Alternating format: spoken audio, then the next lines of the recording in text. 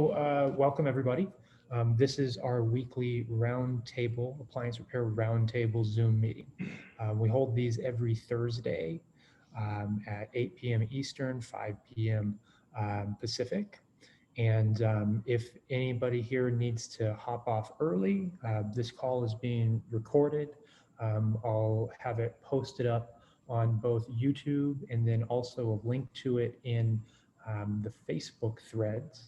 If any of you guys saw the reminder threads or anything like that, we'll have it posted up there also within 24 to 48 hours. Just kind of some, I guess we can call it house rules. Try to, if you're in a noisy environment, try to mute yourself when you're not talking or asking questions or anything like that. I'll typically be watching, and if there's some background noise coming, I'll be going in and muting people. So just try to take a look on your Zoom app. You'll see it either on the bottom of your screen, or you can open up a tab that's like shows participants and whatnot. You'll see in a couple areas whether you're muted or not. Or if you start talking and we jump in a couple seconds, say, hey, unmute yourself. That's something that's going on. But yeah, this week we are going to be focusing on the topic of dryer duct cleaning. Doug is going to be helping to sort of lead that conversation some. Usually what we do is we will have the first third of the call will be focused on something that has to do with technical aspects. So whether that is Andrew Soper helping talk through and give some sort of teaching on tech sheets, or last week Bobby was providing some of his insight on the diagnostic process and sort of like technician basics, best practice 101. We typically will have the first 20 minutes of these calls be focused on the technical aspects like that. And then the second or the rest of the call will open up to be more of like a Q&A. Anybody wants to talk about a certain topic, we kind of flow that way. But why don't we, I see a lot of new faces, and I'm not sure how many of you guys know each other or whatnot. So why don't we just kind of go around? If you don't want to talk, that's fine. But let's go around and kind of introduce ourselves. So I'd like to hear, what's your name? What's your business name? Are you a tech or an employee of a business, or is it your business? A little bit about your business, your service area, and I'm going to go ahead and volunteer Everett. And you want to share a little about yourself with the group? Yeah. I'm Everett Johnson.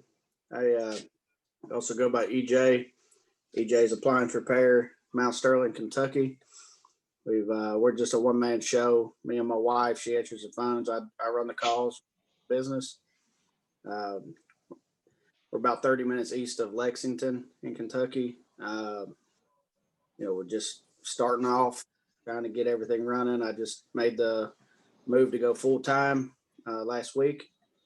We're going to see what we can do with that. I got a friend that's doing dryer vent cleanings for me, kind of low-key, and we're looking to, make a second side business and see what we can make with that to add a little extra income. Thank you. Yeah, thank you. Anybody else want to just kind of volunteer, jump on in? Feel free to unmute yourself, introduce the group. Sure. Still new, trying to figure this thing out. Well, we can hear you loud.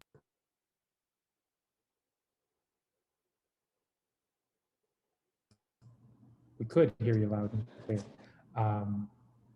You said you can't hear me? We can now. Yeah, go for it.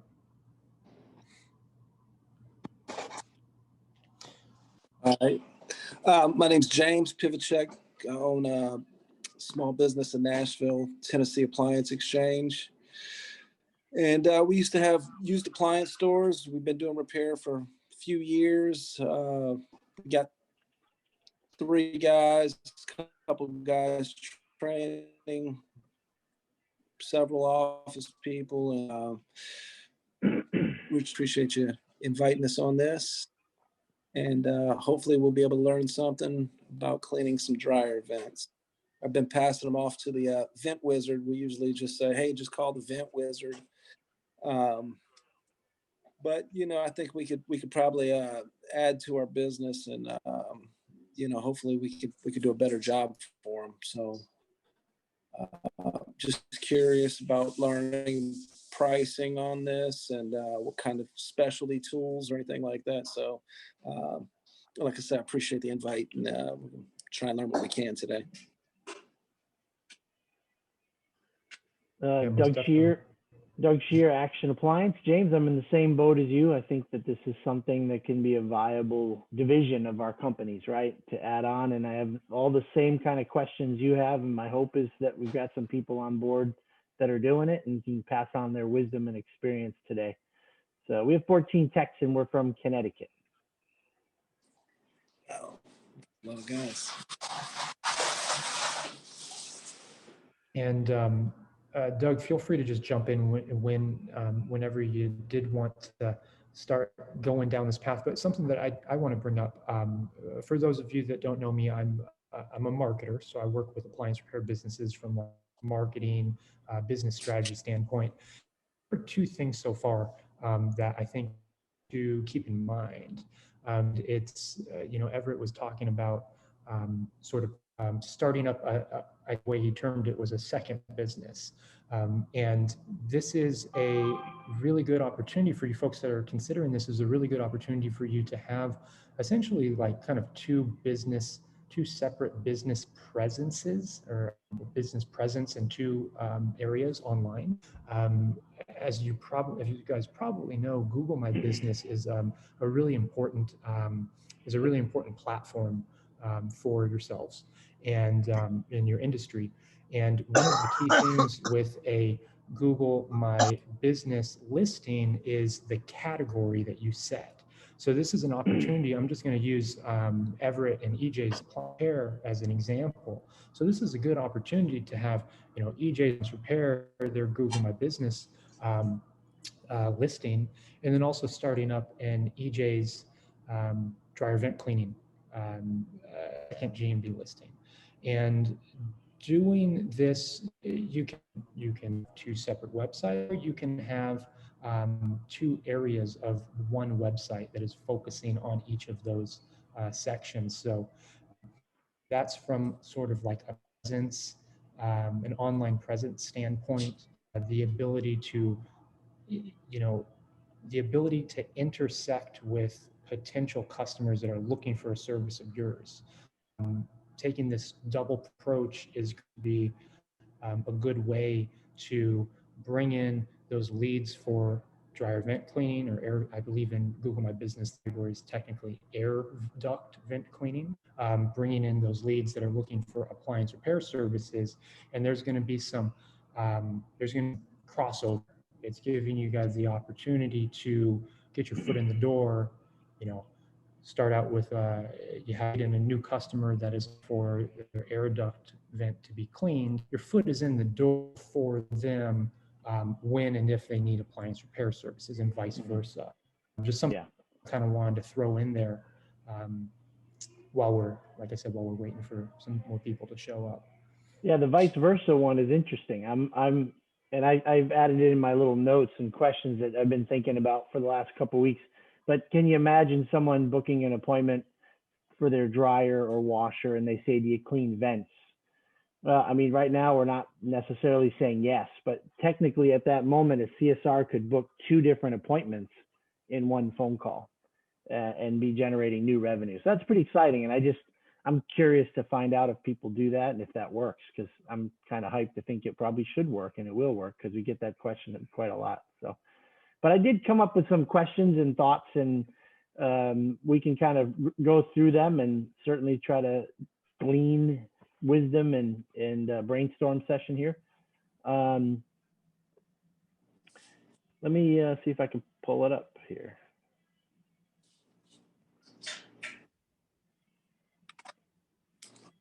How come it doesn't say share at the top? Oh, share screen. Thanks. All right.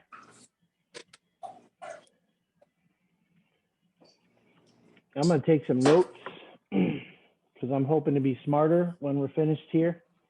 I kind of began with some sort of pros and cons of moving into that direction of potentially maybe bringing on some new people that would just do vent cleaning. So I came up with some of the pros being potentially new revenue, adding additional services to our current customers, you know, options for them, possibly grooming new technicians from the vent team, vent crew, right?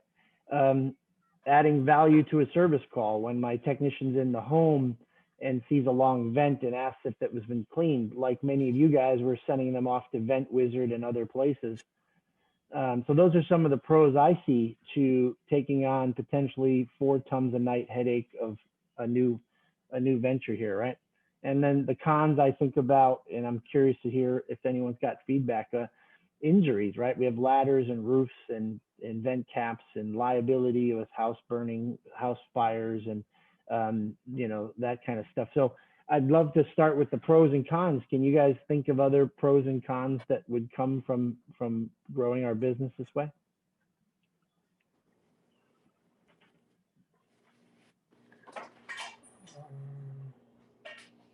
And just a friendly reminder, if anybody is trying to talk, check to make sure you're not muted. Yeah, I think the liability aspect, you know, I guess you would need to have some type of release of liability that you sign on your computer or something. I don't know if guys are doing that on a regular basis when you get to the home. We've talked about doing something like that anyways, and that this may help us force that forward. You know, I guess you'd have to have some additional tools, and I'm curious on the tools that are necessary for this type of thing. You know, ladders. You know, everybody can put a ladder or a ladder rack on their truck. But, you know, I'm not sure if there's some kind of specialty tools. I see a lot of tools at the local parts houses, extendo little brushes and, you know, shop vacs. And actually me and my brother, we jumped on my roof and 2-story and then got up there and pulled that screen off and pulled it out. You know, I'm really curious about the actual tools. Yeah, me too.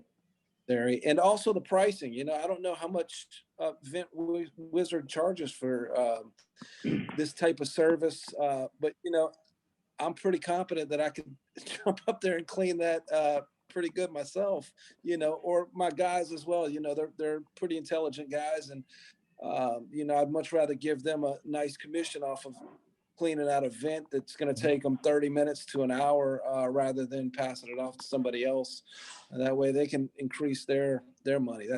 That's more along the lines of what I'm looking at rather than, you know, I'm not looking at a division of vent cleaners, although that sounds pretty intriguing. I don't know if there's that kind of market out there though. So.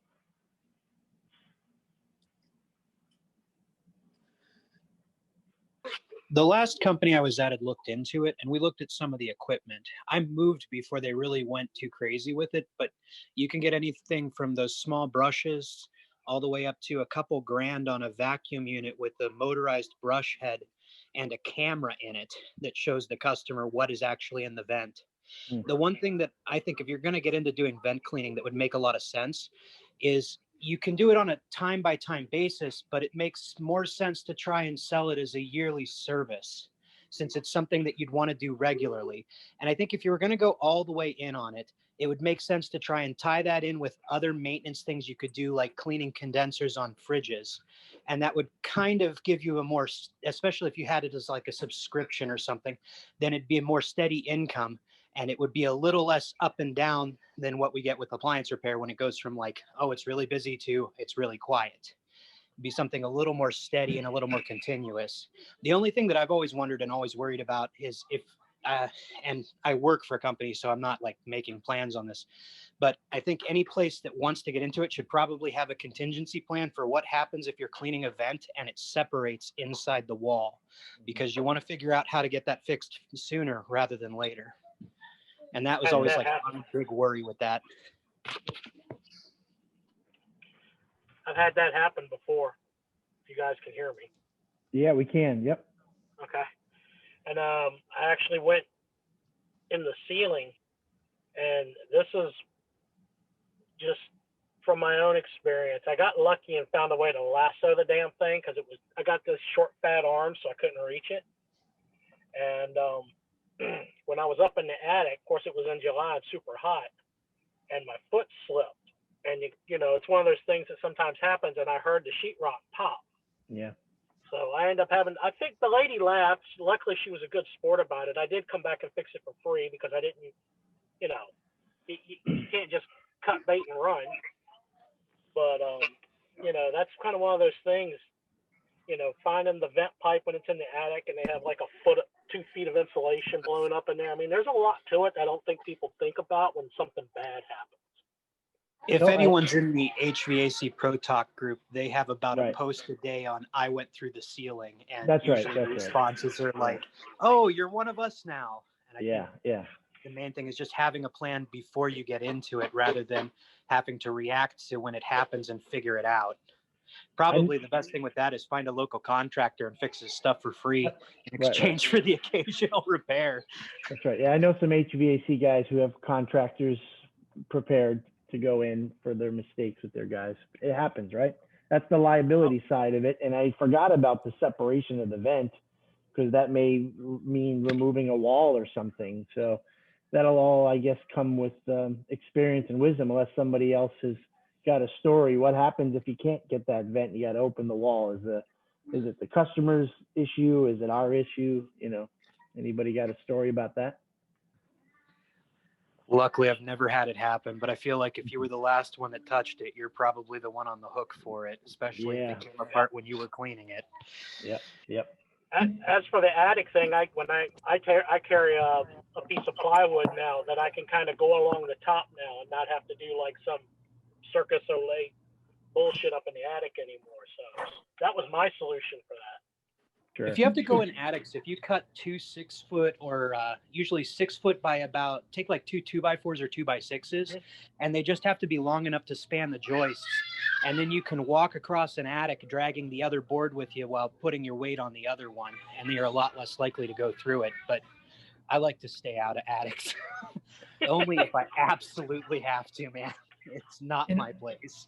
I want to jump in here and I want to try to emphasize something because people may have picked up on the importance of something that that Stephen was bringing up, but the concept of recurring revenue services for businesses are really, really important. It's like a gold mine, and the reason why is because there's a level of dependability to a recurring service that you're not going to have when it is sort of a one-time or a one-off fix. Like, yes, there definitely is an aspect of recurring customers in appliance repair, but there's a lot more variability to it. Yeah, there's an average on how often a household needs their different appliance repaired, but with something like an annual recurring vent cleaning service, this is something that you as a business owner or a manager, you can really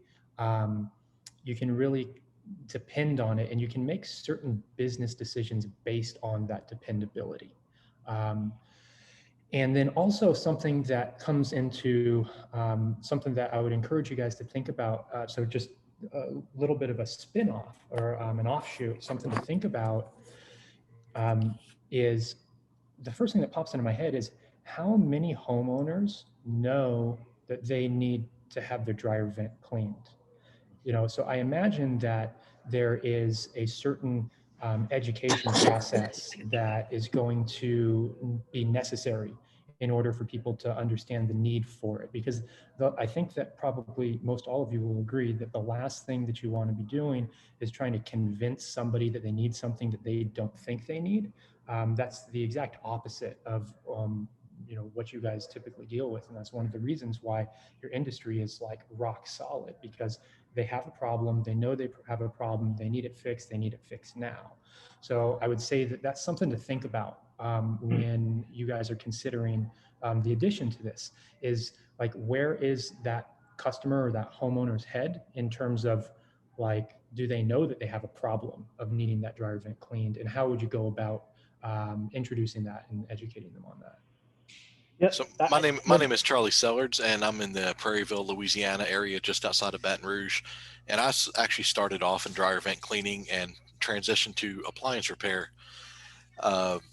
Some of the training I did was through the Chimney Sweep Institute of America, and they offer the Certified Dryer Exhaust Technician coursework. Some of their material needs to be updated, but it's actually a very good start in learning the codes and the standards that are associated with it. Alex, to take a look at your question with how do you convince somebody that it's not voodoo and that they actually need the service. If I'm working on somebody's dryer or washer and dryer, and they didn't call me there specifically for dryer vent cleaning, I offer them, after I'm done with the appliance repair, I offer them a free inspection with I use a ferret sweep camera that I've gotten through SnapLock. And SnapLock is a provider of various chimney sweep and dryer vent cleaning tools. I do not touch chimneys. I only do the dryer vents. And they have a dryer vent cleaning kit that they have recently revamped and added some various components that were popular sells for them. And it's actually a very, very functional kit as a standalone item now. So that I use their system, and that way you don't have a chance of one of the rods spinning off in the dryer duct and getting stuck in there. Anyway, all that to say, I offer a free inspection at that time and run the camera up the dryer duct and let them see what's in there. And it's almost an immediate sell when they see how much, lint is stuck in their dryer vent. And that you can, with looking at the diameter of the dryer vent, they're all pretty much 4 inches, or should be if they're up to code. If there's a 1-inch buildup all the way around the diameter of that dryer vent, that cuts down 44% of the airflow. Mm-hmm. So that's a good selling point to them, that they're losing almost half of their performance of the dryer, and it's running up their electric bill and a fire hazard on top of that. So the free inspection is usually, when they can see it, the free inspection is usually a seal the deal. Do you have a ratio, Charlie, of your repair to vent? Like, how many vent jobs do you do? Unfortunately, I don't have a ratio. I just launched. So I was in corporate America, and my last day was October 16th, and I launched into this October 20th. So I've just now got almost two months under my belt.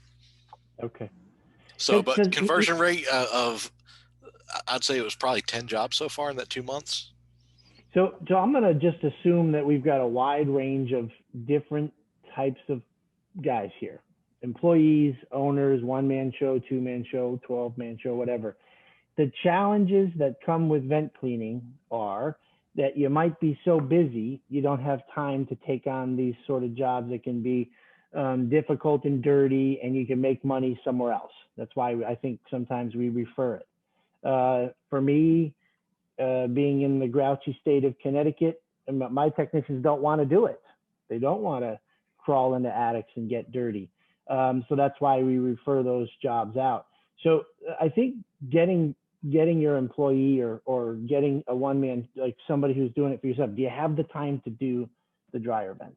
And so you've only done it a couple months, Charlie, but I mean, it's time consuming. How many vents could you do when you were just doing vent services in a day? How many jobs could you do in a day? I usually block out an hour and a half for a basic cleaning, and that does not include tearing out the dryer cabinet, tearing down the dryer cabinet, and cleaning inside the dryer. So that would include the transition hose coming out the back, the lint trap well as far as I can reach, the dryer exhaust as far as I can reach, and all the way through the duct out to the termination. And in Southeast Louisiana, we have a lot of them that vent through the roof. So It almost always means getting on the roof. Gotcha. In any kind of price point for something like that? Just curious, hour and a half, your time? Yeah, so I did some market research, and the average for this region was $150 per vent cleaning, and then there would be various upcharges on that.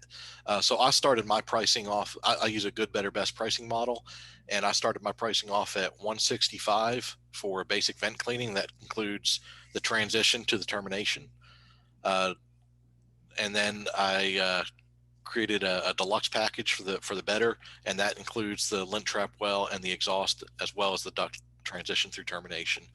And then that one is $179.99. And then I offer another package. I've only done a few of these, but it offers taking apart the dryer cabinet and cleaning the inside of the dryer, as well as transition to termination. And that one is $299.99. Now, if it's a little short 12, 18-inch run, I'm not charging that. I'm giving them a very steep discount. But a majority of the ones in this area are, 15 to 18 to 25-foot runs with a lot of roof or side second-story terminations. Yeah, that's good information. I'm not sure what the dryer lint. Are you talking about the actual like a lint filter area? Yeah, so the lint trap that slides out, I have a vacuum hose that goes down into that where the lint trap would sit, and you can actually reach a majority of the housing where lint gets stuck, because a lot of the lint will bypass that lint trap. Gotcha. Yeah, that makes sense. Has anyone heard of somebody charging something other than flat rates? Or you were doing flat rates already, right? Yes, but I have heard of some people that charge by the foot. One of the advertisements I saw in the area was, I think it was $10 a foot. Okay. The company I was at in Michigan looked at doing it by the foot with a flat starting rate, but for the life of me, I can't remember what we were looking at doing it for. I mean, the actual numbers themselves, it really has to, it's based on your area and your company and your overhead, but a flat starting fee and plus by the foot, that's interesting. Okay. I also I have a disclaimer on there that if I have to use any specialty safety equipment for roof access or attic access, then there will be an upcharge of an additional 30 or 50 bucks depending on what I have to do. So I've got some equipment that I can use on if it's greater than a 412 pitch and up to a 1212 pitch, then I have some equipment I can use for that. If it's greater than a 1212, I'm going to have to do rope access. So that's going to be a greater upcharge. And you kind of assess that when you get there, right? Yes. It's not, Yes. So you're able to kind of like a repair, evaluate, and then give a quote, and you pretty much could stick to your quote. So what I do is I normally, when I'm on the phone with the customer, they also have the option of booking me online, and I have the disclaimers in there on what there is a potential additional charge for these particular items. Mm-hmm. And I don't state what that upcharge is at that in the online scheduling, but when I speak with them on the phone, I tell them, hey, if I run into these conditions, there could be a potential upcharge. And most of the time, from what they're describing, there's not going to be an upcharge. But I just plant the seed, and that way, if there is something that presents a safety issue for me at the job site, I can go ahead and make accommodations for that. Kind of an odd question. This, again, I wasn't the owner of this company, so I heard all of this information secondhand. But when we started looking into it, I believe we had to change our insurance policy because our original insurance wouldn't cover us going on roofs or anything like that. Is that actually a thing, or? That is very much a thing. So my corporate world background was safety and risk management.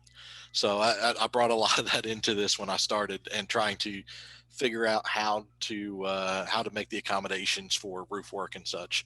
So your insurance, you'll need to talk to your insurance broker. And if you're already in appliance repair, a lot of appliance repair insurance programs and policies do not cover vents, and they do not cover work at height or on roofs. And some of them that do cover work at height, they'll have a cutoff of 10 feet, 20 feet, 30 feet. I was always told it was nothing on a ladder. Yes.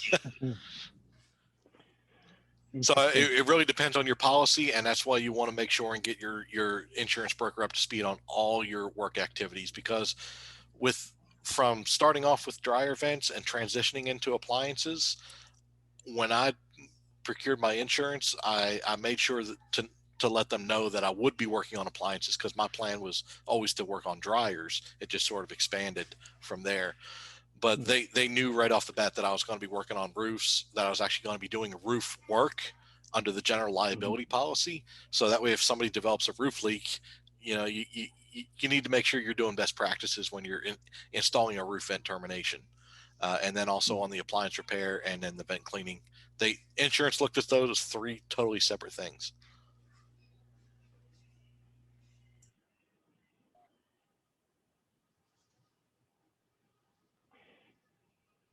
Does anyone see the challenges as I do of either having the time to do vents or to have your employees be committed to doing vents when they're in the home? No, I think if you put the guy on commission and you know, you give him a piece of that, you know, whatever that is, I don't see guys. I see that being a no-brainer type situation, and I think that'll be a easy sell to guys. I see guys looking at this and going, "Hey, that's some easy money that we don't have to necessarily have to think about much." You know, but as we all know, we're all stressed for time. So maybe they can, you know, you could schedule them with a little bit less stops. And if there's potential dryer stops, you know, then you can try to give them some extra time there. I'm also curious about this, the Snap Lock vent cleaning kit is, I'm assuming this is just a site and that's a company that, that sounds pretty good. It's got a camera and brush, vacuum, and everything. No, so it's just the rods and the brushes. Rods and brushes. Yes, the vacuum you'll have to purchase separate, in the camera system. SnapLock offers 2 different types, but people use a wide range of different cameras for vent cleaning. I use the ferret sweep, and there's pros and cons to every camera. The ferret sweep, it actually has it comes with a snap lock fitting for their patented snap lock rods. So I can put it on the end of the rods that I'm already using for the cleaning. However, it does screw on. So if you happen to twist the rods the wrong way, you can eventually screw it off, and then you'd have the camera sitting in the middle of the vent somewhere. With the lint eater rods that you buy at Walmart or Home Depot, that has the same risk of, if you run your drill in reverse, even for a second, it's going to unscrew the rods and leave it sitting in there. So that's why I prefer the snap lock systems. There's other systems out there, but it's just what your personal preference is. I know a lot of people in the dryer vent cleaning use Vent Vision, and that's a camera that can run up the duct as well. And from different looking at different ones, I think all of them have about a battery life of about 30 minutes. Got good information. I think that'd be a much easier sell, like you said, if you can give the visual of you know, of the blockage and saying, hey, the 1 inch of blockage is going to cut it. You know, it's going to reduce your efficiency by 44%.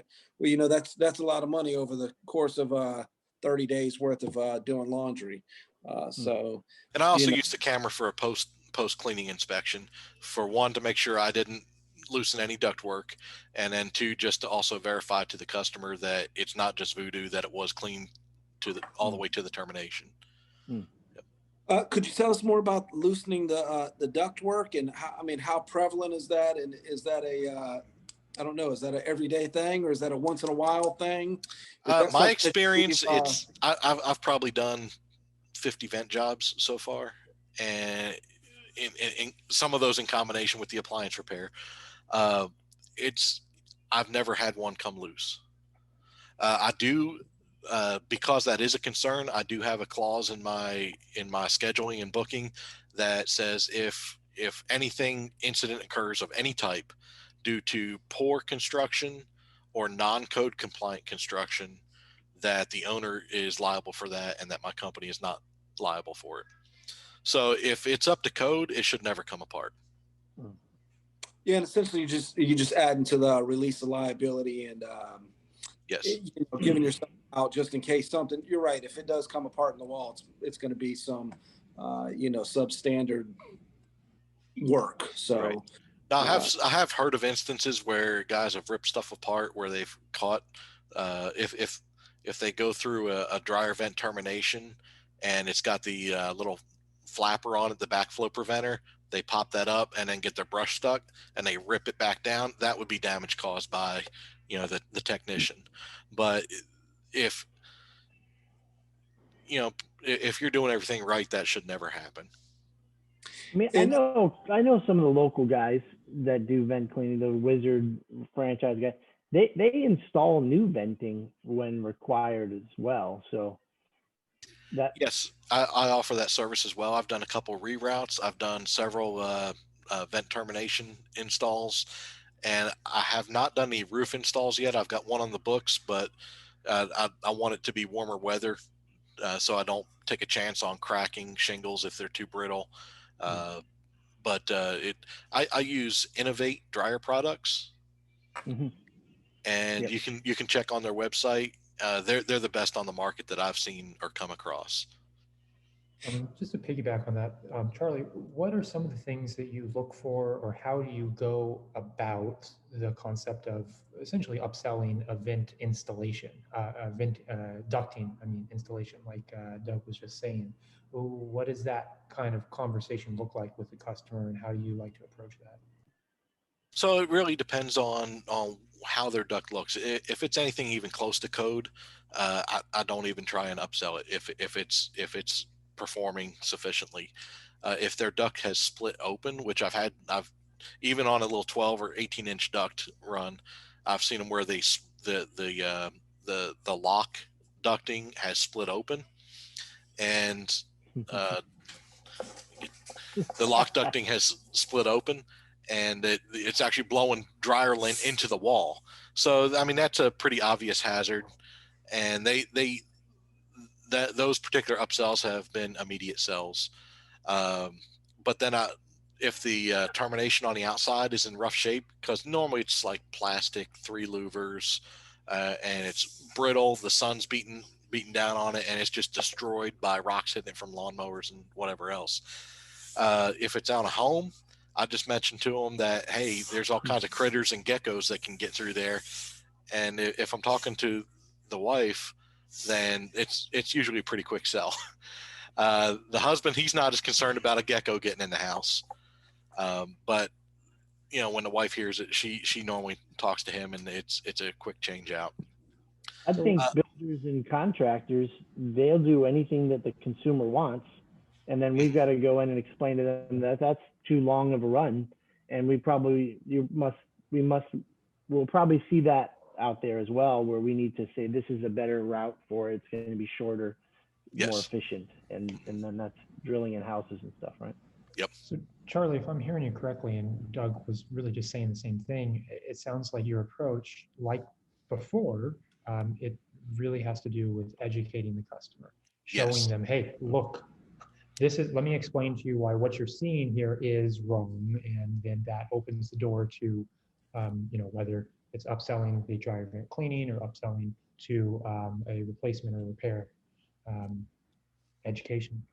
Yes, it's all about educating the customer, and that's actually been a barrier to entry in expanding the customer base. Is a lot of people I talk to, if it comes up on a home inspection, I do a lot of follow-ups on home inspections. The home inspector catches the dryer vent termination full of lint, and it's clogged up and caked up, and they say, hey, go get somebody to do it. They Google it for somebody in the area, and that's where Alex was talking about the Google My Business. That's a huge help. They Google it, they find me, I go out there and do it, and most of the time they say, hey, I didn't even know this was a thing. I didn't even know I had to do this. I haven't done this in 6 years or 10 years. So there is some education, and that's where building the Google My Business, building your Facebook page, and trying to network quite a bit. One of the things I'm looking at doing is creating like a little 15-minute presentation that I'll go around to various businesses and HOAs and try and educate people on why the service needs to be done. It's not going to be a sales pitch. It's going to be purely educational, and then they'll have the opportunity to contact me after that if they want to follow up with vent cleaning. Definitely. I wonder if it would be worth the while to go around and buy a couple of those Whirlpool static testers and give them out to some home inspectors. You give them out with some stickers. Those, we use those a lot to check dryers, and customers usually, at least it seems like it's an easy explanation, and it seems a little quicker sometimes than forcing a camera through it. You know, where it's the little tester that gives you good, not so good, or bad, Right, just on right. static pressure. I've not tried that, but I know a lot of people are visual, and if they see the dirt and see the blockage, they're now with the inspection. You're not making the full run of the dryer duct. It's going to be in the first 5 feet that you're seeing stuff normally. But I've seen that if they can see it and visualize it, they're a lot more likely to make the purchase. But I have not tried the Whirlpool tester. On the visualizations, have you ever looked at a Lint Alert? We were looking at carrying those, and I think we installed a few. It's about a $60 device, plugs into an outlet, and then either the washer or dryer can plug into it. It has a pressure tube that screws onto the vent, and you calibrate it on the clean vent. And then it's got a little 4-position gauge, and as the static pressure builds, as the vent plugs, it starts giving you more and more of a red reading instead of a green reading. And usually you can plug it in somewhere where the customer can see it, and they can see that the static pressure is dropping and it's starting to get to where it might be time for a dryer cleaning. And of course, ideally, you would put your business sticker directly on it, so when it does need cleaned, they call you. But we had looked at those as an add-on for dryer vent cleanings. Kind of curious if anyone else has seen them. Yeah, I'm familiar with the product. I have not tried it yet or used it. I wanted to get my systems down in place before I started expanding to that kind of product. Some of the manufacturers used to put whistlers on their vent housings to indicate that the venting was getting blocked. Right. That's a fun question for new trainees whenever you run into one. I know a lot of dryer manufacturers for a while now have been including airflow alarms on their control panels. Yeah. Does the type of material of the vent restrict what vents you'll clean? Does it have to be the rigid or semi-rigid, or what? Yes. Are you willing to clean the slinky aluminum foil type? The slinky aluminum foil type and plastic type cannot be cleaned and are not up to code for being inside walls. You cannot have any kind of slinky type vent in a hidden space, crawl space, attic, wall, anywhere. The only time that the slinky type foil vent is allowed is from the dryer to where it enters the wall, to the rigid metal. And never plastic, and even the foil type should be a UL listed one. Many of the foil types are not even up to code. They'll burn. So I remember I had an HVAC professor that said that the flex originally wasn't even, it's not meant for dryers, period. It was originally just for drop ceilings. So if you had a return that came down where a light went in a drop ceiling, you could put the flex there and move it over one grid square in the drop ceiling rather than having to hard plumb it. Yeah.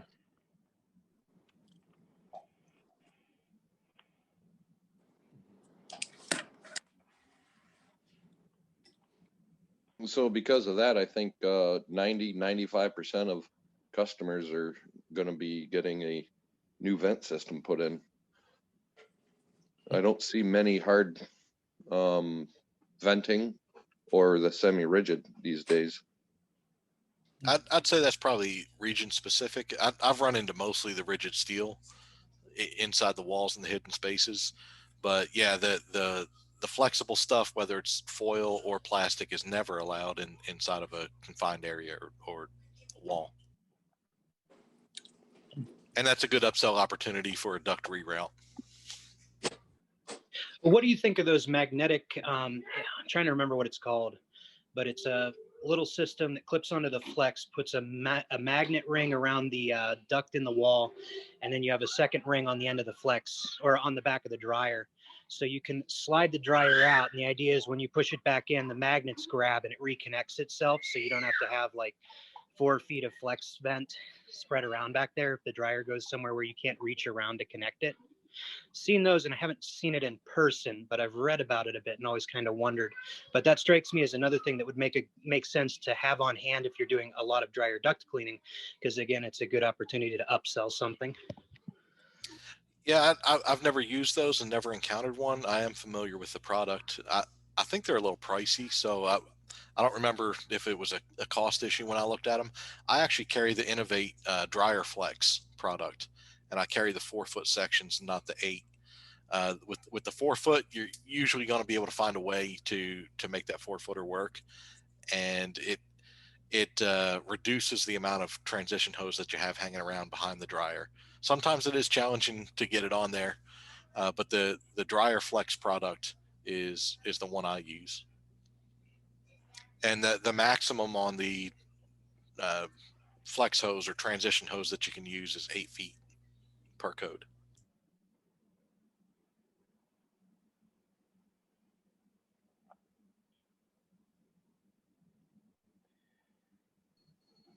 We're starting to see more and more situations where they have custom laundry centers built into cabinetries, built into closets. You got to take doors off. You got to stack washer and dryer in order to get to that transition piece. Almost invariably, you got to take the dryer down. So you guys are charging for that as an additional service? Yes. So I've done a couple where I had to remove the laundry room door just because it was such a small laundry room. If it's just a quick pop the pins on the hinges and set the door to the side, I don't charge extra for that, even though it would be easy to. But if it's a stacked unit or in cabinet unit where there's access obstructions, then I will charge extra for that. If it's a stacked unit, I use an air sled. I have one of the variable speed air sleds, and that makes it pretty convenient to move some of those heavier appliances. And I would upcharge just for the use and setup of that. So you're able to do all these by yourself. You don't need a second person, is what you're indicating. Correct. I've done them all by myself so far. I can't say I won't ever run into something where I would need a second person, but I've been able to do them all by myself so far. Again, I'm only 2 months in, so I'm sure I'll run across something eventually. It sounds like proper tools is the key to success. Yes. So some of the specialty tools that I have, so I use the 900-pound variable speed air sled for heavy loads. And I also use a system called the GOAT, and that's for the roof access. It's basically a hand ladder that attaches with a ridge hook for the roof access. And then I also use the pitch hopper, which will help give you a working platform on it's designed for a 912 and a 1212 pitch. And it's got a foam base to it that helps stick to it. Now, you still need to wear fall protection when you're using those. They're not rated fall protection systems. And with OSHA and everything, you can access a roof for inspection. With OSHA, you can access a roof for inspection purposes with no fall protection. But once you start working, then you have to have fall protection in place.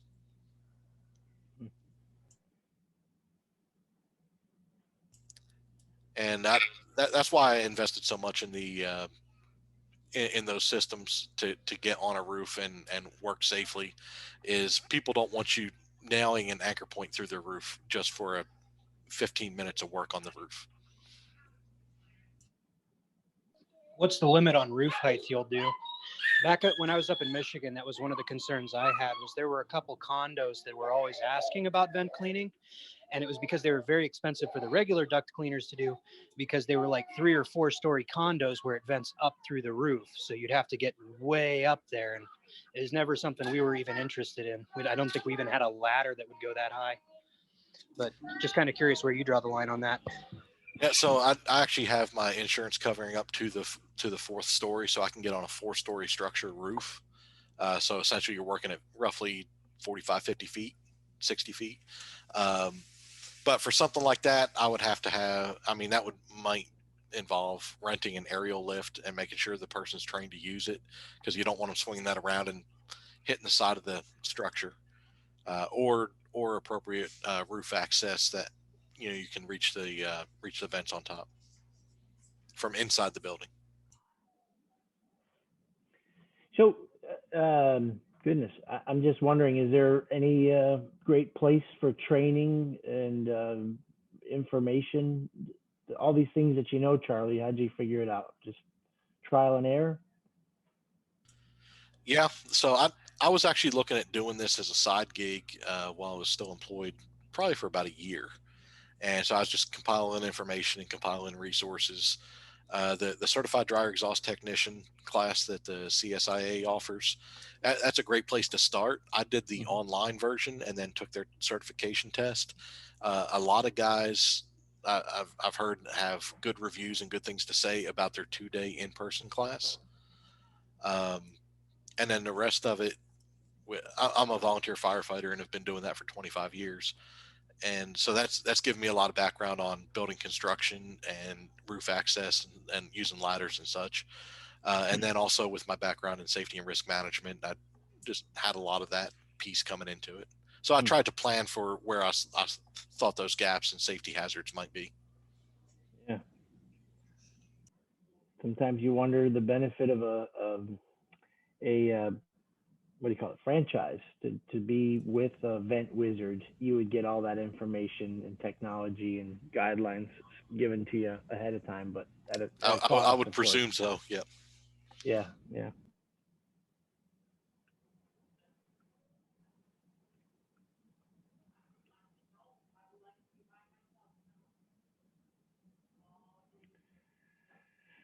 Well, for me, just some final thoughts that I have. I just can't imagine my technicians wanting to do dryer vents. I feel like it's something that is dirty and difficult, and you got to go into basements and attics. And you can pop in a thermal fuse or do a Samsung dryer heater in half the time and make more money. My technicians are commissioned 100%, and so it's kind of like compressor work. A bunch of my guys, including myself, started in 1988. Never wanted to learn to do sealed system work because I was going to be slow at it at the beginning. And I was thinking about just what's in front of me right now, and I could fix a lot of dryers and washers and dishwashers and make money and not have to worry about that. So I'm excited about the possibility of trying to find people who have good work ethic, train them well, try to bring them on to do specific dryer vent cleaning, and potentially that'll be a contact to our old customer base to say hello to them and offer a vent service, to have our technicians. I bet you my technicians would refer a vent service job, to us, especially if they didn't have to do it, and even give them an incentive of $25, a flat fee, to if the appointment books.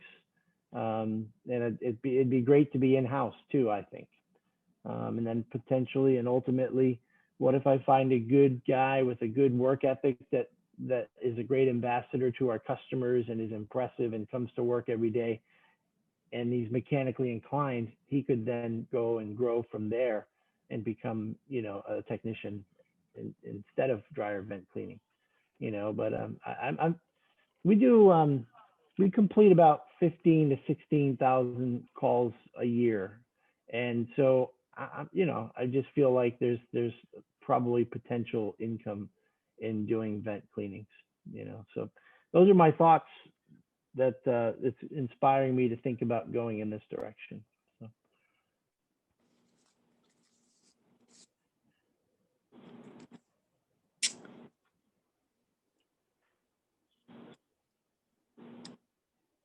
Yeah, I really like this idea. I'm sorry, Charlie. Where did you say the best areas to go to find more information about this learning and these classes are? Where we could find out more information and do some training. I'm pretty interested in this. I think that there's definitely something to this. So I'm really interested in learning more and trying to get some guys through some classes and get them trained on this pretty quickly. And besides being YouTube certified, the Chimney Safety Institute of America, they offer the Certified Dryer Exhaust Technician designation. And it's only, I think, a 50-question test, but if you don't, they offer a manual for it, which I highly advise reading. And then they also offer an online review, and they offer a 2-day in-person class. I didn't have the opportunity to do the 2-day in-person class, but so I did the online review and read the entire manual. But it's a lot of great information. Some of it is outdated. Find a couple pieces of conflicting information in there, like how to fasten dryer exhaust duct. But it's a lot of great starter information, and I've heard great reviews about the in-person class. But they're pretty much the only ones that I think compile a repository of dryer duct cleaning information on a technical or professional level. And you said there's about 50 questions, so this isn't going to be a 2-week online course then, right? No. Well, the final exam is the certification exam is like 50 questions. I forget how long the online portion took. It was several hours to run through the online review, and that's after reading the manual. And total, all in all, I think out of pocket I had about $1,000 to go through the certification. The online review I think was like $300. The manual was $115, and the certification exam was $389 if I'm remembering right. There's probably some kind of reduction on your insurance too, right? No. No, just for information, creating that baseline information and training and marketing. I use it as a marketing point. I'm the only one in Southeast Louisiana. Actually, I'm the only one within 200 miles of my location. So next closest one is Mobile, Alabama. Great information. I would have never thought chimney, but that makes sense now. Yeah. Somebody was asking me about it, and I said, I have no idea who does that, or, other than the little chains out there. So.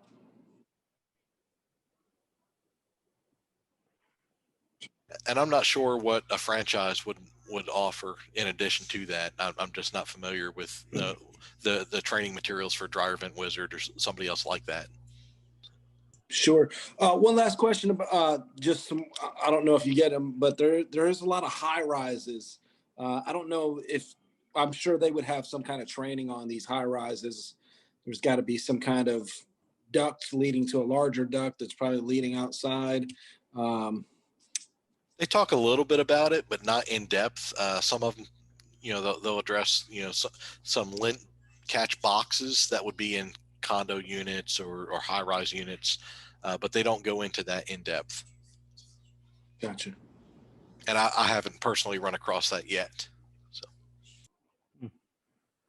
Cool. Well, this is really good information. I really appreciate you educating us on this today. It's stuff I'll share what I know in 2 months. Well, that's you got a lot of information in those few months, so I definitely appreciate what you're doing for us. So I think there's a market out there for it. Of course, now I have a whole new slew of like questions in my head now that Charlie's answered the first 150. But like, do I pay if we were to move forward and I get some vent guys, do I pay them by the hour or do I pay them by the job, right? By the hour, will they go too slow? By the job, will they not do a great job? Because see, Charlie, when you do it, you're going to do it in the most excellent way because that's your customer and that's how you want it to be. And then it gets tricky when you bring other people in and you want them to be you. And that's a tough one, right? So Yep. That question's popping around in my head. Can't wait if I have the stomach and the tums to be able to eat to work on this venture. So. Somebody mentioned it, maybe it was you or somebody else had mentioned about bringing in a new person and starting them off with the dryer vents. And then once they show some aptitude and, good work ethic, transitioning them over to appliances. I think that was a great idea. Yeah. Yeah. That's one of the pros, I think, of the situation, right? Yep. Yeah. Back in the day, in the 90s, we did a lot of used appliances in very large bulk, and we were able to bring technicians up through that way. We don't have that option any longer, and so it would be great to find good employees. Not to say that vent cleaning is elementary and not a difficult job, but It's all about customers, really, ultimately, right? So, all right. Well, I appreciate that. Anybody have any questions, ideas?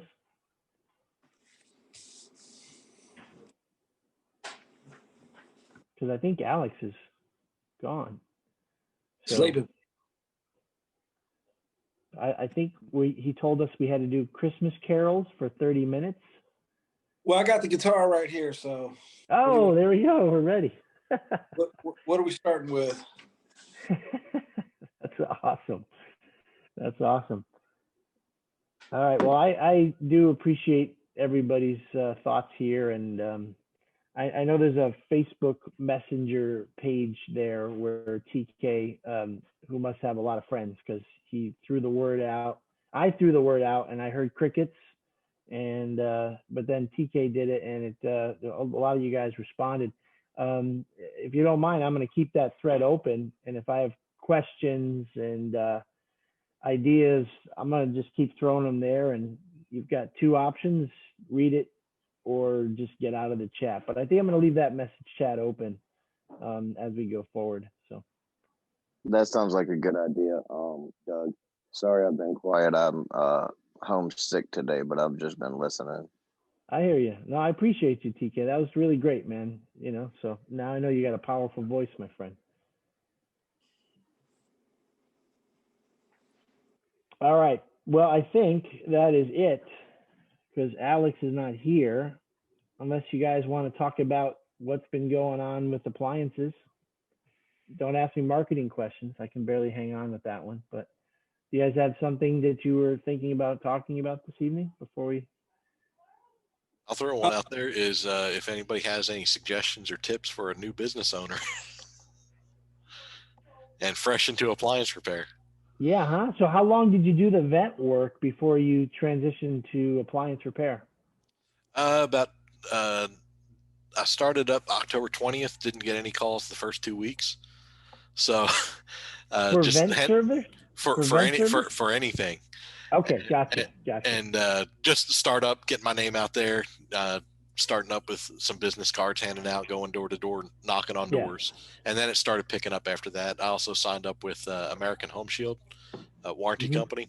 And they're the ones that said, I contacted them, said, hey, I'll work on dryers. And they said, nah, we need you to work on everything. So then I hit the books, hit the learning, hit the online trainings, and then sort of expanded from there. So you've got your subscription to Appliantology and MSA World and all the places to get your tech support data, Service Matters. And I'm actually going through the Master Samurai course right now. I've done a couple. I've done the free, the Nana Academy, the free version of that. I did the Appliance Boot Camp, which there was a lot of great startup information there. And now I'm going through the Master Samurai. Well, I can see from the side of your head it has a sponge-like material, so things go in and stick. I'm more of like a rock. Yeah, it kind of pings off and rolls over my head, but that's great. That's exciting. Alex isn't here, but you probably should, if this is your first time coming in, jump back in next week, because Alex will often talk about the pros and cons of American Home Shield or third-party warranties, and what's the best way to reach out to your customers, and these lead-based companies, boy, oh boy, like Home Advisor and Angie's List are the same company now. And I was warned not to touch them, but not by anybody in this group. But. Right. But to pay for a lead in Angie's List and Home Advisor and be the same customer, starts to raise the price of a lead, Right. So AdWords is the way to go, but I used Thumbtack for a while. That was pretty good. Thumbtack has been effective. And do you remember? Were you able to determine what it cost per lead? It sometimes it varied.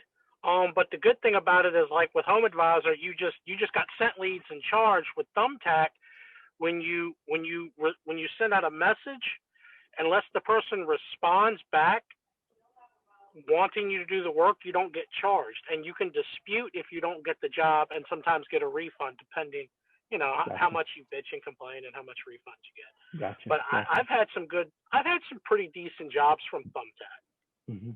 Good. Hey, I have, got a piece have you here. Sorry. It's just a little nugget here. When I started, I went to the Lowe's in my area with some business cards, introduced myself. You'd be surprised how many people ain't done that. And those people back in the appliance department are just dying to have somebody to refer people to because they don't want to say no. Yeah, that's a good tip. I'm actually going to be in your neck of the woods next week. Oh yeah. Yeah, I've got some family in Richmond and Lexington and Winchester. Well, holler at us. Oh wow. Yep. Holler at us. We'll meet up. Sounds Hey, good. Charlie, I just started my business in October as well. So we're both kind of like exactly in the same amount of experience with business here. But a lot of my business, I've been busy a lot. And a lot of my business comes from property management companies and landlords. So if you can get yourself good with any of the real estate people in your area, they'll give you a lot of work. Mm-hmm. Yep, that's true. Good tip.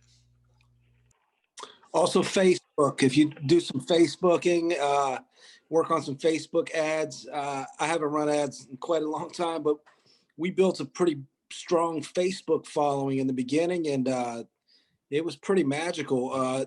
Because anytime somebody's typing in something about machines or something, if you do post some ads on there, I set a budget initially, and we picked up quite a few people through that. And actually, that was our only source back when we had used appliances. We had a few stores, and every person that was coming in was, "How'd you hear about Facebook? Facebook, Facebook." People recommended us on Facebook, and it was much cheaper than the Google, and we kind of shut our Google. We stopped paying so much for the Google at the time. But when you first getting started, that's a good source of income, definitely, especially for the cash customers. You might have some good content video, Charlie, because I don't know if you can record from that camera or not, but or whatever. But I can. I've actually posted one yesterday. My Facebook page is @DryerRescue. Yeah, I think if it's really done well and you boost it, I have a friend who does landscaping, and he made a new sort of kind of how to build a retaining wall. He boosted it and he got 4,000 views, but the video was done really well from another guy I know, so that helps. But that's good. You probably have good content there, so.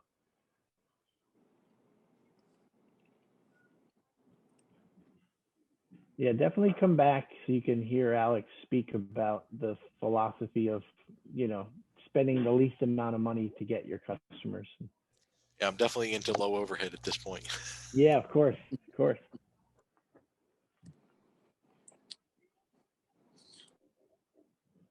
It's just a matter of time, and you'll be saying, "Good God, I could really use a day off." Can you please stop giving me so many calls? Did you say your wife is helping you as well, or are you just solo at this point? Just solo. My wife is a school teacher, so she's teaching right now. She might be able to help over the summer, but she's teaching. Yeah, it won't be long. I almost want to say just enjoy this time that you got right now, because I really don't see it. I don't see you staying slow. I don't know. My dad used to have an appliance business when I was growing up, and he used to always say, "Any city USA, any city USA."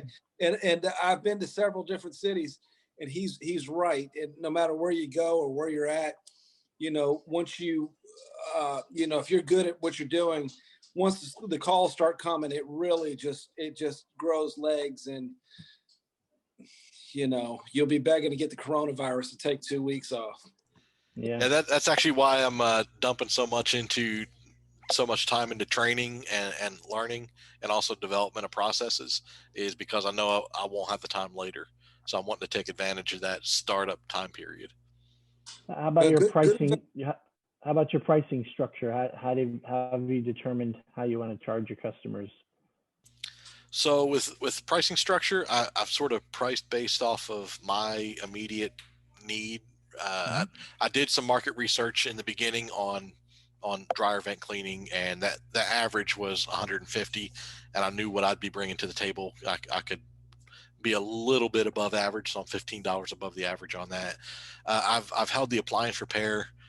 I'm probably low on for a total job, but I've held the appliance repair in that same range of 120 to 130 per service call. I know a lot of people have it set up to where they'll do like a trip fee and then a service fee and then an hourly rate or a flat rate on top of that. I'm not there yet.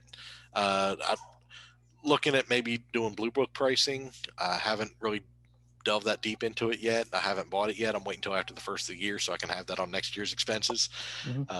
But I haven't really, beyond the dryer vent pricing, haven't really set a whole lot on the pricing structure yet. I'm just sort of going with what I know.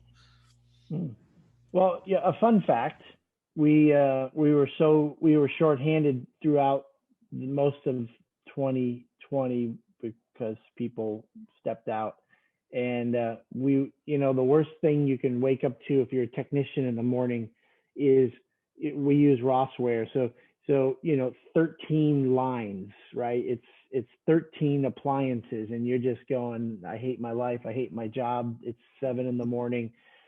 Very discouraging to see. And what we found, I don't know, people working from home, they were just multiple appliance jobs. You guys see an increase in multiple appliance jobs this year, where I just never in the past seen so many, we call them doubles and triples.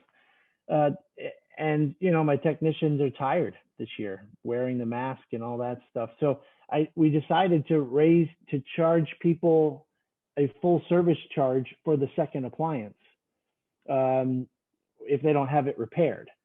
And it slowed the doubles and triples down a little bit, but we're still seeing them. We raised the service charge, $60, right? $129 to $199 for premium brands. It doesn't stop the phone ringing. It may deter a couple, but it doesn't deter most people. So I want to encourage you, where you might want to just grab every call and do it for what you need, but you got to get what you really need if you're thinking about tomorrow, unless you want to stay just yourself. The plan is to grow. Yeah, if that's part of your bigger picture, don't cheat yourself now, because it's really hard to get out of that mode. And you get yelled at by 5 customers that you're the most expensive guy in town. You start to actually believe it. But then 2 weeks later, you're sitting there, quoting a job, and they go, "That's great, no problem." You have a great easy week. So you can't react to, especially right now with people and Christmas and credit card debt. You got to get what you got to get. Yep. So for sure. Yeah, I had a 4 appliance job. I had a 4 appliance job about a month ago, so I was only about a month in at that time. And the way I quoted it, right? Yeah, the way I quoted it is the regular flat fee per appliance, but I gave a slight discount, like $5, $10 per appliance additional to that. So I charged a full fee per appliance with a slight modification for each. Yeah. Yep. If you're ever interested, we can Zoom sometime. We've used Blue Book since the 90s, so I'd be glad to just kind of go through the software program and book and that stuff. If you're interested, Charles. Yeah, absolutely, definitely. I'd definitely be interested in that as well. Do you recommend the paper copy, or do you recommend doing the monthly subscription for the online version? I mean, the paper, it's all truly just a guide anyway, because the book isn't going to have every job priced out, but the formula's there, and for the common repairs, it's in the book. After a while, you end up just knowing what the price is going to be based on the Blue Book guidelines. And then you're, with the book, I think you end up just pointing to the line there, and it's a guide, it's a tool, it's a way to make it it's a way to legitimize the price, that you didn't just pull it out of the air. I don't know, if you've got a hot spot, I recommend the electronic version of it. Yeah, I just got the online version a month or 2 ago. They've got videos online that show you how to do it. it took me probably 2 hours or so to put in most of the stuff. You got to set up your parts warehouse. I didn't do the inventory yet, but you got to kind of flex some of it to add your pricing in and discounts that you offer. But what I've done is I take my tablet with me, and if it's something that I want to see if I'm charging the right amount, because some of these harder jobs I've been underbidding for a while since I'm still kind of new too. I just show them the tablet and say, here's what the national guideline is, the blue book, and I think one of you guys said it on a video a couple weeks ago. Here's what I'm going to charge you. I try to make sure mine's less, maybe $10, $15 less. And it's really helped me sell. Last week I did a LG front load washer. Had a bunch of junk built up in the pump because she washed a rug. I was going to charge 125, and it said 179. I gave it to her for 175. I made myself $50 right there. So the cost of it, you'll get it back quick. It was hard for me to swallow at first too. I probably looked at it for 3 months before I finally jumped on it. So go ahead. Well, the most important thing, Everett, is the question to you. Do you feel like when you went from 125 to 175 that you were stealing or taking advantage of the customer? Do you believe you were worth the 175? Oh, I was worth every bit of it. But for me, sometimes I got like a little nice guy syndrome, maybe. We live in a small town. I feel like, people don't have money. And I sold myself short a lot, and there's sometimes where I'm like, man, I really wish I got paid for that. Yeah. So I mean, it just makes me feel better about doing it. Yeah. I don't feel like I cheated them. I feel like I'm getting what I deserve. Yeah. Yeah. Well, they won't feel bad if it breaks on them again and they want you to come back. And they won't feel bad if you're not in business anymore either, because they won't know why you're not in business anymore. You have to charge what you need, so that's really good stuff. But yeah, I'll throw that in the dryer cleaning thing anytime. We could schedule it and we could play around with the blue book, and you guys can see how it works. So now, correct me if I'm wrong. Do they have a parts listing on the blue book? We've got the blue book. I just never used the blue. Yeah. People use the blue book. It's been helpful in this time where you got Whirlpool parts that are back ordered for weeks and months, and you're sitting there assuming you're going to get that drain pump because you've got it for years, right? Even a truck stock part, a Samsung Eilers, whatever, they're sometimes you don't have it. That blue book is going to tell you right away whether it's in stock in your local warehouse or not. And then you get to communicate right there in front of the customer and say, hey, listen, I just checked, 18 locations. No one's got it. That means it's going to be 2 weeks. Would you still like to go ahead with this repair? Because it's going to be direct ship from Whirlpool. And I think that just shows a sign of professionalism and showing them that you have a lot there. And since I can't buy a new dishwasher most of this year anyway, they would still go ahead and get it fixed. But it's great to have a lot of information right at your fingertips. Yeah. Was there some kind of resale for parts? Like say a guy like, any of us, if we've got a excess of stock from we've purchased and just didn't get them returned in time or whatever. Yeah, you can add that. You can add your inventory list to the blue book, and then people contact you. Yep. Gotcha. Yeah, it's a real nice database. You can see what everybody has. If you put your inventory in and allow it to be viewable, you can select different items to be viewable by everybody in the program, and you could sell your parts. And I could see all these parts warehouses that I don't even affiliate with if they got it. Doug's right. It's a big help. The top guys in my company, like Brian, he's on here. He's hidden his face, but Brian's my service manager and my parts manager. When they're helping guys, hey Brian, when they're helping guys quote, or when they're looking, if we've got to buy from Reliable because Marcone doesn't have it, who's our main resource, we're not getting the best rate from Reliable. So that means he knows he's got to raise the Blue Book rate because it's set on your main distributor.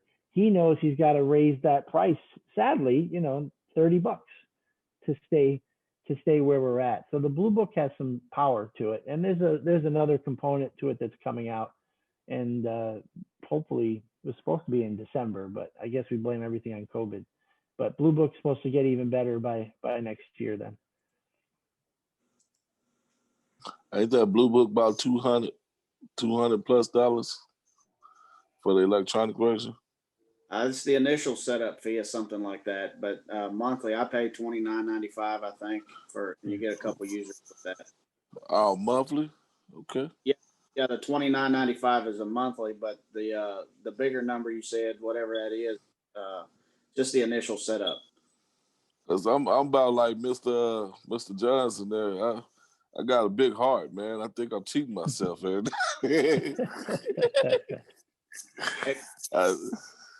I started I out. think I'm cheating myself as well, man. I would charge just a service fee for coming out if it's like a pump or something. Because I had a couple where it was just a washer pump and there was something stuck in there, and I would be in there for 5 minutes, take the crap out, and then just charge them the $85 for my service fee and then leave. So now I know I'm doing something wrong. I mean, I have a lot of overhead. I have a warehouse and stuff that I have to pay for every month. So, yeah, I'm definitely going to have to be re-looking at those prices. Yeah, I'm looking into. Go ahead. Doug said it last week or a week before. You start charging now for what you are going to need to operate on in the future. That hit me. When I started, I was only doing $50 service calls. And, I put like $10 on top of the part, what I paid. And, it didn't take me long to realize I wasn't making any money, and then I networking with guys like y'all, learn that, hey, it's okay. And not only is it okay, you have to do it. Not only for yourself, but for the rest of us, to market valuable. We do bring a skill and ability, and we should get paid for it. So I appreciate that, Doug, if that was you that said it. And I could be wrong by lumping, because I only known you guys for a few minutes or a couple different sessions here, but I'm going to assume that all of you guys care about your customers and you have a good work ethic and you want to be successful. So the reality is anytime I've ever found a great deal on a roofer that was thousands less, or a plumber or whatever, they tend to be a hot mess and they tend to mess up, and I've got to babysit and I've got to make phone calls and I got to yell. So I think you guys are great. That means you guys deserve to, get paid because you're doing great work, and those cheapskate fly by night guys, they won't be around, so you guys are trying to build a reputation for generations, hopefully, right? Or you sell your business and then you move to where Charlie lives. Is it warm down in where Charlie lives? Mississippi sounds warm to me. It's actually pretty cool in Louisiana right now. It's in the 40s. Oh, Louisiana. Sorry. Yeah, we just got like 12 to 18 inches of snow. Thanks. Yeah. Appreciate it.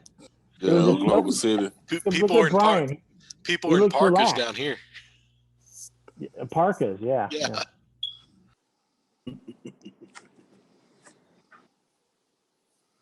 All right. Okay. I'd like to appreciate you guys sharing this with us. And hey, just a thought. Maybe we could do a whole Zoom on the Blue Book and the benefits of it. I'd be interested in something like that. Yeah. Well, maybe I can get one of the Blue Book guys to actually host it instead of me hacking it up. But I can find out for you. I'm interested in that. Because they have a new component to it, which I think is I'm more impressed than Brian is with it. But I'd love to get your vote after and see if I'm smarter than Brian. So, but yeah, Yeah. I'll talk to them and see. And if they're going to drag their feet, then I'll do my best attempt. And then if they eventually do it, but I think that really helps understand it, because it can get misunderstood for sure. You see it on the Facebook page all the time, right? People misunderstand it or think it's not a good tool, but I think it is. And I don't own the place, so I don't have any investment into it. But Yeah, all right. we've had that for quite a few years ourselves, so it's pretty valuable to us as well. And we don't have an accent in Connecticut like you do, James. Right. Because you got that Southern accent where I think you guys should be able to charge a little more because you're the extra nice people who never get mad. We're the best. Yeah, New Jersey guys, those guys who got the worst accent in the country, they need to charge the cheapest amount of money because we think they're mad at us before we even start. Are you talking about Choice Home Warranty guys? No, I'm just talking about, hey, listen, I'll buy anything from you, James, because you got the cool accent. That's all I'm referring to. Choice Warranty. Do we sell Choice contracts? I hope not. Is Choice a bad company? Because I just got with them and started doing warranty calls. Yeah, I think I would minimize the Choice calls. Really? I've done about 4 of them. I just signed up with them. I've done about 4 or 5 of them. Man, Yeah. I haven't saw a check yet. So Yeah, I think is that Sears? Is Choice days. Is Choice Sears? Is that No, the thing? Choice is they're a company out of New Jersey, and they slow pay. We stopped doing work for them quite some time ago. Then we did a little work. We used them.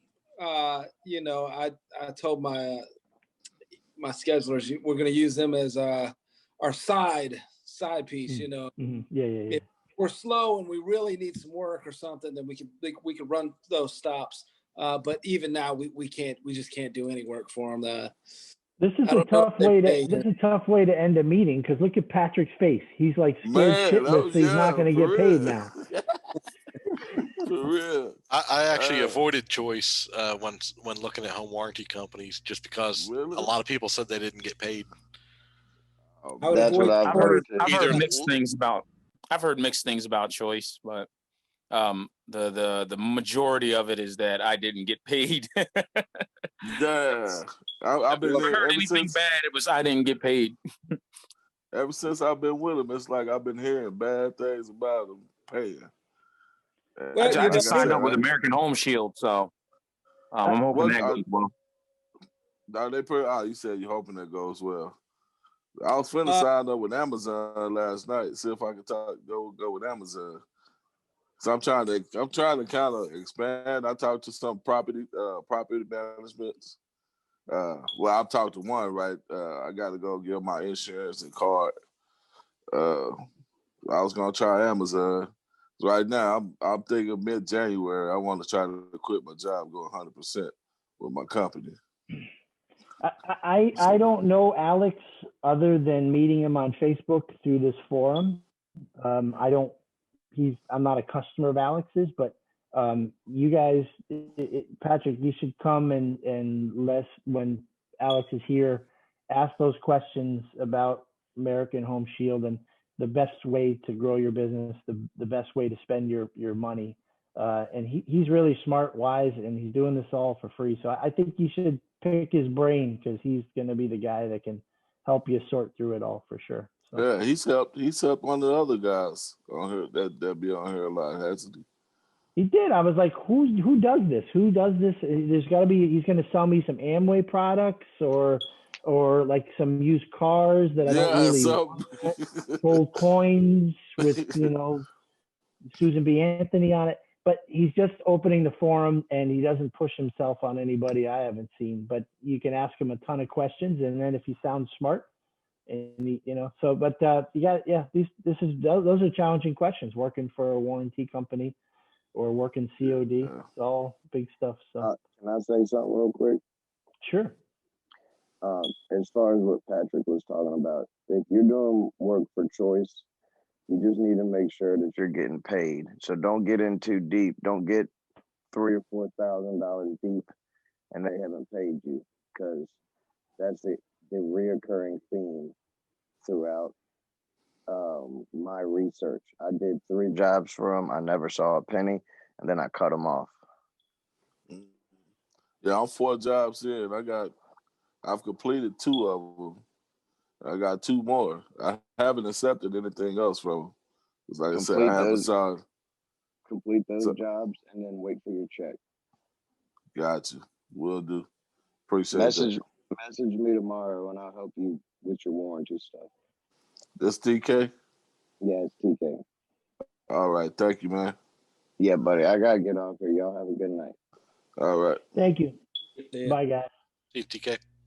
Hey, I actually just started working with Alex this month.